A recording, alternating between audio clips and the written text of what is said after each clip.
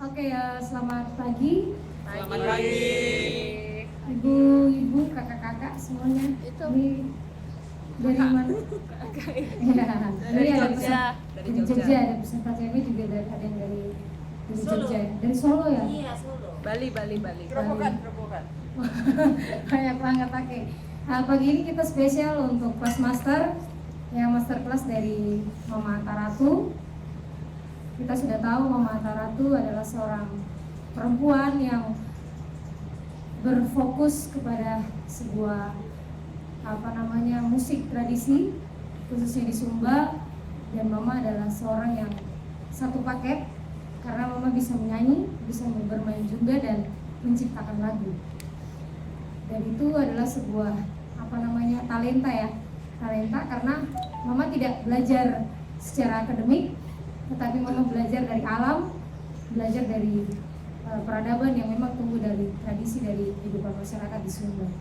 Dan pagi ini kita akan mulai dengan masterclass dari Mama Taratu. Yang lebih spesifik, Mama akan bicara tentang alat musik jungga ini, dan juga nyanyian-nyanyian yang Mama lantunkan. Kemudian dari nyanyian tersebut juga lirik-liriknya, karena kalau kita bicara nyanyian tradisi, syair itu selalu menjadi utama. Kalau lagu itu kan ya beda, tapi kalau nyanyian lebih kepada sebuah syair yang dilantunkan, sehingga syair itu menjadi sesuatu hal yang esensi dari sebuah nyanyian tradisi.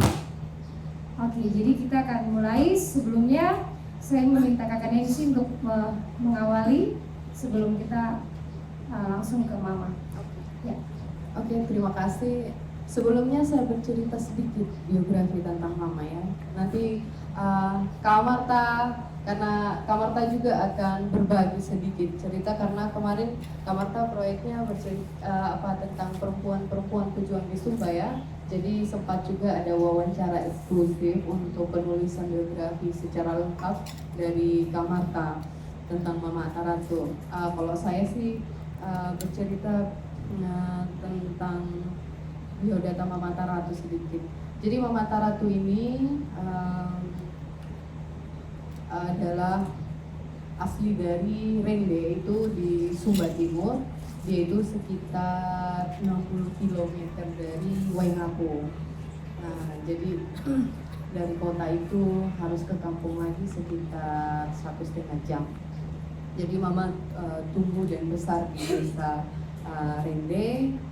Sekarang umurnya 55 tahun. Jadi Mama Taratu belajar jungga itu secara otodidak dari umur 13 tahun. Jadi waktu itu masih kelas 6 SD.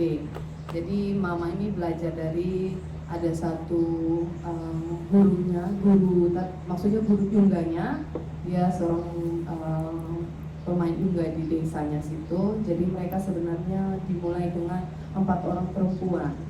Jadi dari 4 perempuan ini yang bertahan survive sampai saat ini cuma Mama Taratu. Yang 3 orang ini berhenti karena harus kawin ya, nikah. Menurut orang Sumba itu perempuan kalau sudah nikah dia tidak boleh di depan, jadi harus di belakang dapur, jaga dapur. Jadi kalau ke depan itu tabu sekali, tidak boleh. Jadi gender itu belum ada ya.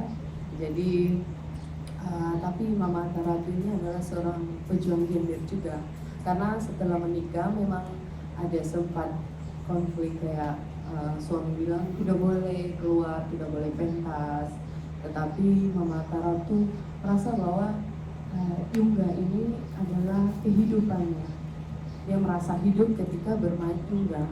Jadi Mama Taratu melawan itu sehingga suaminya ya lunak lah. Jadi suaminya oh iya tidak apa-apa. Dan dari sini juga Mama Taratu mencari nafkah sebenarnya. Jadi Mama Taratu tidak berkebun, tidak beternak. Jadi memang murni mencari nafkah itu dengan bermain jungga. Jadi awalnya dulu itu hanya bermain di rumah ketika orang mau request lagu. Jadi saya ini pengen curhat gitu. Saya pengen cerita hidup saya ini dijadikan lagu. Jadi waktu itu kayak barter. Jadi mama kasih lagu, dikasih kaset. Jadi masih manual dulu pakai tape, rekam di dalam kamar. Setelah itu nanti orang yang datang kasih beras, kasih gula, kopi, seperti itu cara barternya. Setelah itu kemajuan, mama itu bernyanyi dipanggil kemana-mana dalam acara kayak peresmian suatu gedung atau hajatan orang-orang yang punya jabatan, kepala desa, sampai kepada pemerintahan. Dan akhirnya terkenallah sampai keluar. Sempat 2017 kemarin itu ada acara di Europelia. Jadi di Belgia mama itu diundang. Setelah itu semakin terkenal dan semakin terkenal. Dari Cipta Media akhirnya lebih banyak lagi video-videonya itu diupload ke YouTube. Jadi kalau untuk alat Yungga sendiri aslinya sebenarnya itu Yungga itu cuma 2 senar. Jadi bentuknya kayak gini.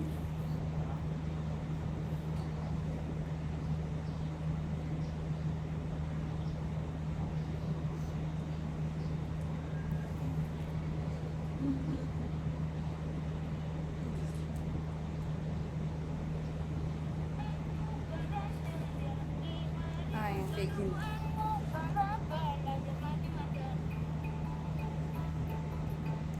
Jadi 2 senar gitu. Jadi kalau yang 4 senar ini sebenarnya diadopsi dari Yungga orang Sabu, biasa dipanggil Juk. Jadi orang Sabu waktu datang ke Sumba, mereka juga punya nyanyian Sabu. Mereka menggunakan alat musik ini, tetapi karena orang Sabu sudah seperti ya anak tanah lah kita bilang di Sumba itu, kita orang Sumba mengadaptasi. Jadi lagu Yungga itu kalau di Sumba itu dipakai untuk alatnya untuk ritual-ritual gitu. Jadi lagu-lagu Lindai kita bilang yang dari zaman-zaman dulu itu dipakai pada saat itu permainan Yungga dengan 2 tali itu pada saat ritual apa aja dipakai lagu-lagu itu. Tapi lagu-lagunya memang sebenarnya lebih apa ya, karena itu nyanyian ritual sebenarnya. Kalau Yungga ini yang sudah diadopsi ini yang banyak-banyak dinyanyikan sekarang di Sumba itu sudah bervariasi. Ada yang 3 senar, ada yang 6 senar. Ya tergantung dari pemainnya, nyamannya, atau dia inovasi seperti apa Jungganya, tergantung dari penyanyinya itu sendiri. Mungkin itu sedikit dulu dari saya. Kak Marta ada tentang Mama Ataratu kemarin. Ya, ini Kakak Marta menulis sedikit tentang Mama Atal, sehingga mungkin bisa menyampaikan sebelum kita lanjut. Terima kasih, selamat pagi. Selamat pagi. Mama, saya cerita sedikit dong. Iya. Oh, rambut tahu maku. Salah satu lagunya Mama. Saya koreksi sedikit ya beberapa hal. Dari wawancara saya dengan Mama Ataratu, saya menulis satu kumpulan profil perempuan tidak biasa judulnya. Tidaknya itu di dalam kurung. Itu periode 65 sampai 98. Nah, Mama Ataratu masuk salah satu di dalamnya sebagai seniman. Lalu judul untuk Mama Ataratu itu syair perlawanan Mama Ataratu. Dalam ceritanya Mama Ataratu ke kami, dia itu mulai latihan Yungga kelas 3 SD ya Mama Ataratu. Ya. Nah, jadi sekitar 8-9 tahun. Kemudian lagu pertamanya itu pada kelas 6 SD ya. Iya, 13 sekitar tahun. 13 tahun, 13-14 tahun.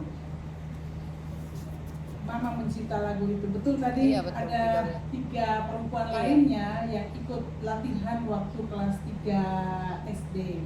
Mama kelas 3 SD. Yang menariknya bagi saya, lagu pertama yang dia ciptakan itu adalah lagu sebagai bentuk solidaritas terhadap perempuan. Jadi yang saya nyanyikan tadi judulnya itu Rambu Tau Mahu. Nona orang dari Mahu atau Masu, ada satu tempat di Sumba. Jadi ada peristiwa yang Mama Ataratu lihat di pasar rakyat itu setiap minggu 1 kali. Lalu ada satu nona di sana pakai sarung seperti saya begini, pakai sarung lalu mau naik truk. Di sini bilang truk, tapi kan bilang truk di sana. Mau naik truk, karena buru-buru mau naik truk, sarungnya jatuh dan dibukil di pasar. Lalu orang menertawakan dia, semua orang menertawakan. Mama ada di situ. Nah, di Sumba itu punya namanya tradisi angkat jiwa. Jadi bagaimana supaya orang itu tidak malu. Jadi, nah Mama menciptakan lagu itu untuk mengangkat jiwa si perempuan ini. Ya, memang tidak diciptakan saat itu juga, tapi balik di rumah diciptakan lagu dan dia nyanyikan. Nah, lagu itu diharapkan akan terdengar di sana. Jadi itu Rambu Tau Mahu. Nanti mungkin Mama bisa menyanyi juga untuk kita Rambu Tau Mahu. Kalau harus hati-hati menjaga caramu beraktivitas supaya kamu bisa menjaga harga dirimu seperti itu. Jadi dia menceritakan seputar itu, bagaimana kita juga dalam beraktivitas menjaga tingkah laku kita. Jadi lebih ke arah situ. Jadi sebenarnya lagu bentuk solidaritas. Ini yang menarik ketika lagu pertamanya justru adalah lagu refleksi soal remaja 13 tahun itu melihat peristiwa yang terjadi di pasar itu sebagai momentum penting untuk mengangkat jiwa. Kalau mungkin dulu solidaritas antar perempuan itu tidak terkenal kata itu ya, tapi sebenarnya sudah dilakukan oleh Mama Ataratu. Kemudian Mama boleh saya cerita? Saya tulis susah cerita saja. Jadi saya sedih kalau ceritain Mama Pahia Mama jadi sedih. Mama Ataratu sebenarnya juga korban sebuah perkawinan paksa di Sumba. Jadi ceritanya Mama Ataratu ini punya kekasih yang mereka saling mencintai. Jadi Mama Ataratu menyanyikan lagu, si kekasih menciptakan lagu. Jadi mereka betul-betul saling mensupport. Nah, di satu sisi ada juga penggemar yang datang dari berbagai daerah ini yang jatuh cinta pada Mama Ataratu. Kemudian Mama Ataratu ketakutan, lalu akhirnya pergi timba air. Ceritanya detailnya tidak usah ya. Intinya ternyata penggemarnya itu ada yang mencintai dia dan dia lari ikut istilahnya ke si penggemar itu. Di kemudian hari setelah menikah baru Mama Ataratu diberitahu oleh sang penggemar, dulu kau mau dengan saya itu gara-gara saya pakai guna-guna sampai. Mama Ataratu menangis lah ya, merasa bersalah kepada kekasihnya dan semuanya. Akhirnya Mama Ataratu menciptakan sebuah lagu yang judulnya Berpisah Karena Terpaksa. Dan di lagu itu kita tuh gak menangis kalau dengarnya itu. Jadi kakakku yang tercinta, maafkan aku. Kita berpisah ini bukan karena mauku, bukan karena maumu, tetapi karena sebuah keterpaksaan. Seperti itu. Nah itu yang romantis banyak lah kalau Mama Ataratu. Mama Ataratu ini ternyata sangat romantis. lagu-lagu ciptaannya itu terkait relasi laki dan perempuan atau percintaan itu romantis-romantis. Salah satu lagu yang juga kami tulis di buku nanti, tadi malam yang Mama Ataratu nyanyikan tentang yang sudah dijelaskan Nancy juga, itu tentang tanah. Oh, yang perlawanan Mama Ataratu sendiri terhadap isu lahan di Sumba. Jadi isu lahan yang mau dikuasai oleh perusahaan-perusahaan besar, kemudian warga tidak berdaya karena perusahaan akhirnya atau investor akhirnya kawin mesra dengan pemerintah ya. Jadi, akhirnya sulit. Nah, Mama Ataratu menggunakan seni untuk menyatakan perlawanannya. Jadi itu gambaran. Jadi saya dan beberapa kawan coba melihat syair-syairnya Mama Ataratu. Kita bilang sebenarnya syair-syairnya banyak yang terkait perlawanan, juga banyak terkait kalau cinta banyak ya. Tapi isu-isu khusus tentang lingkungan, tentang perlawanan terhadap isu-isu sosial itu juga ada. Pagi ini kita bertemu langsung dan itu adalah latar belakang bagaimana Mama bisa bertahan sampai hari ini. Yang jelas Mama mencintai sekali musik tradisi dari Sumba itu sendiri. Dan selanjutnya kita akan langsung mendengarkan ini.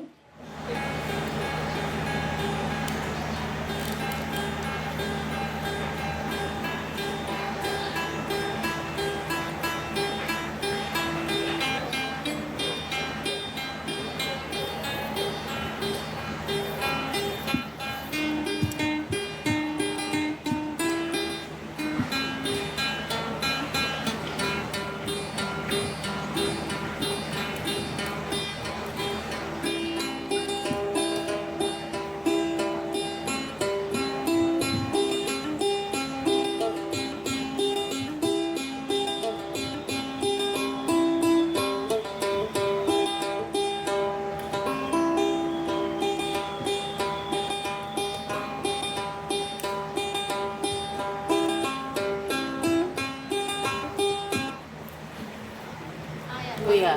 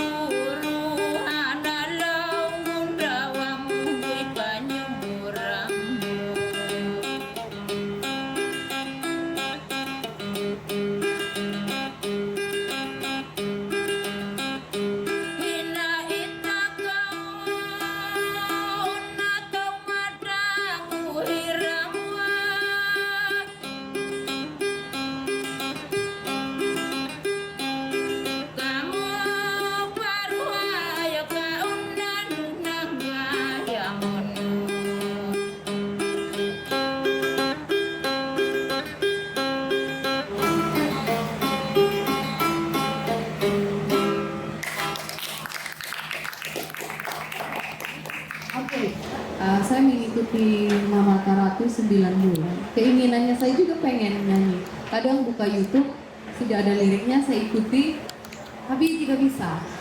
Kenapa? Karena dari kecil saya sudah memakai bahasa Indonesia. Setelah besar, saya lebih mengenal duluan bahasa Inggris ketimbang bahasa Sumba. Jadi kesulitan itu yang membuat kadang lidah, pengucapan aja udah tidak benar. Ronaldo itu lebih banyak mendengarkan nyanyian-nyanyian dari mama, sehingga secara otomatis dia mengikuti musik barat. Terus kita belajar teknik-teknik, kita harus membebaskan diri sebenarnya. Kita membebaskan diri dari semua teori pemahaman secara akademik yang kita tahu. Kita bebaskan diri, kita kosongkan, baru kita mulai belajar nyanyian itu. Itu yang saya alami juga kayak gitu. Jadi pada saat saya nyanyi, suaramu terlalu tekniknya terlalu ini, oh ya sudah, akhirnya saya harus mengosongkan semuanya ya, baru kita belajar mendengarkan terus gitu. Karena musik itu memang harus banyak mendengarkan kan sebenarnya, supaya kita bisa masuk ke dalam apa yang mau kita pelajari seperti itu. Jadi intinya itu ya Mama ya, mendengarkan. Oke.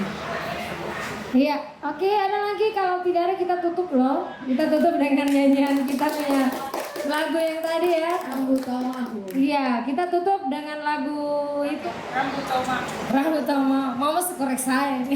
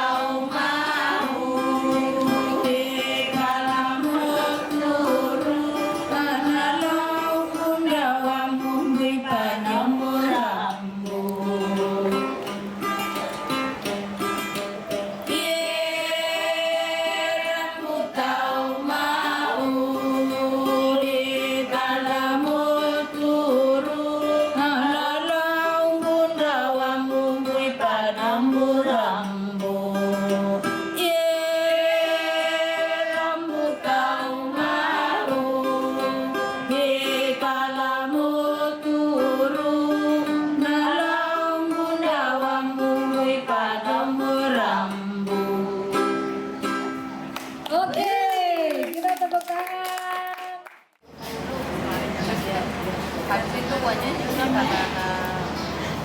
Coba mama kasih contoh yang tadi yang open smart.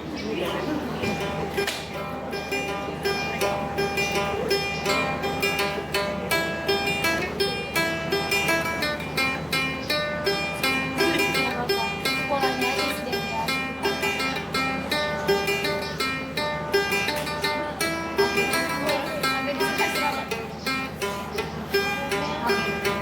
Oke, sekarang coba Kak. Ya.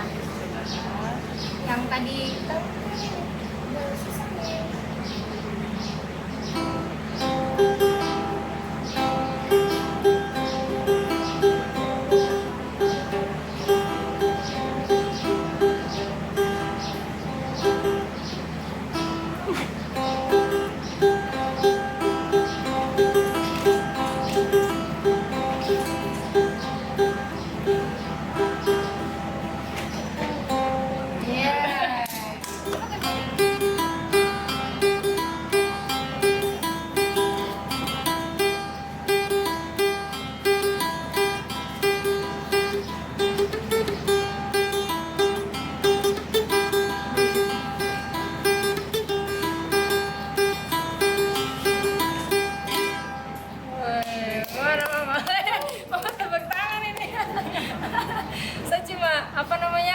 setelah tahu, jadi ternyata ini sudah terstem do mi sol sol gitu kan.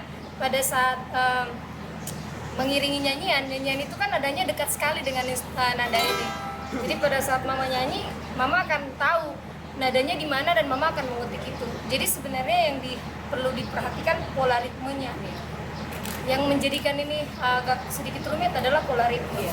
Karena menyanyi dengan ritme yang sama dimainkan di dalam jungga ini, dan itu butuh waktu karena mama sudah hidup memang dengan ini kan. Jadi kalau saya ya ampun, nggak bisa dong, saya harus butuh latihan gitu kan ya kan.